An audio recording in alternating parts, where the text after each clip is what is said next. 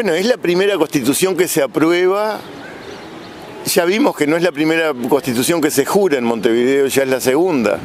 Es la primera constitución que se aprueba, porque si bien hubo un proyecto de constitución provincial que se manejó en 1813, entre los tantos proyectos que se presentaron en la Asamblea del año 13 en Buenos Aires, pero ese proyecto de constitución provincial nunca entró en vigencia. Nunca se llegó a aplicar, ni siquiera, de hecho, no se aplicó, ni se aprobó tampoco, ni se juró. Entonces la primera constitución del Estado oriental es la de 1830.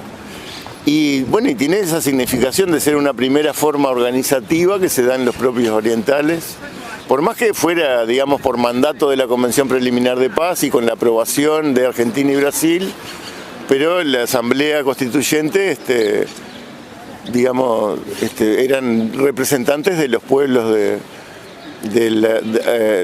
los pueblos al oriente del río Uruguay, que era como se hablaba en aquella época, ¿no? De los pueblos todavía, medio parafraseando aquello de la soberanía particular de los pueblos, en plural, no del pueblo oriental, sino de los pueblos de la banda oriental.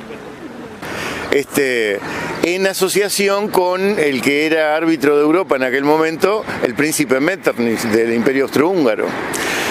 A su vez, el Imperio Austrohúngaro tenía una alianza bastante fuerte con el Imperio de Brasil, porque Pedro I estaba casado con Leopoldina de Habsburgo, que era hija de Maximiliano, el emperador del Imperio Austrohúngaro.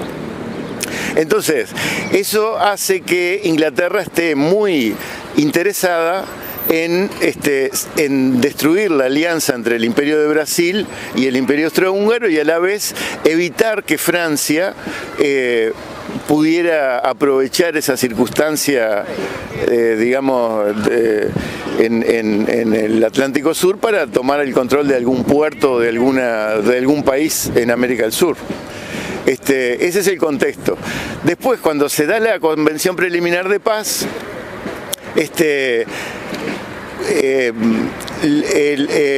Inglaterra ofrece una garantía de la independencia del Uruguay, pero esa garantía, como buen comerciante que es Inglaterra, no la da por toda la eternidad.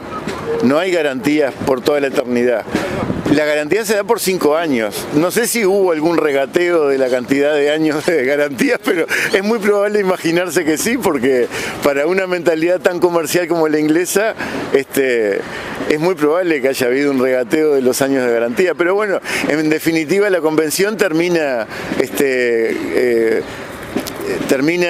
convalidando, digamos, o consagrando los 5 años de garantía de la independencia del Estado oriental.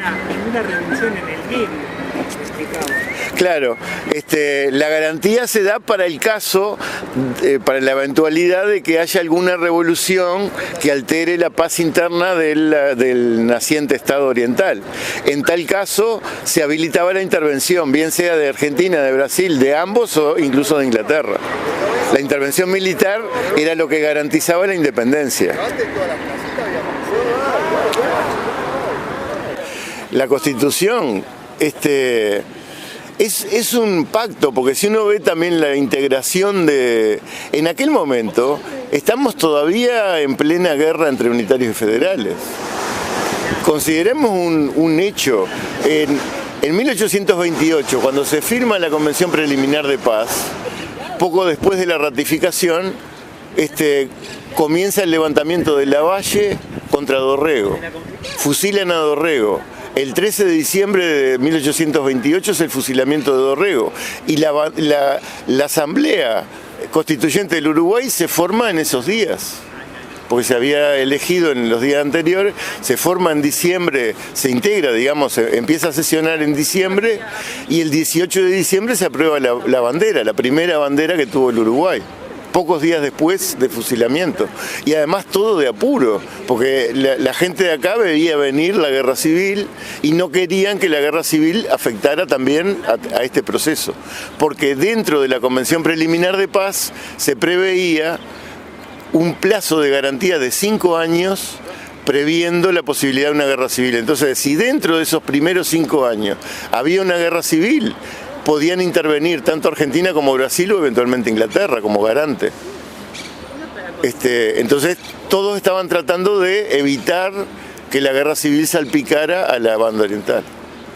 Por eso la Constitución es una transacción donde interviene la gente de La Valleja, que eran más proclives a Dorrego y a Rosas, y la gente de Rivera y todos los unitarios de Montevideo, que eran más proclives a... Bueno, estaba Rondó, también había sido gobernador, que eran más proclives a Lavalle, a Rivadavia, a todos digamos los unitarios porteños, ¿no?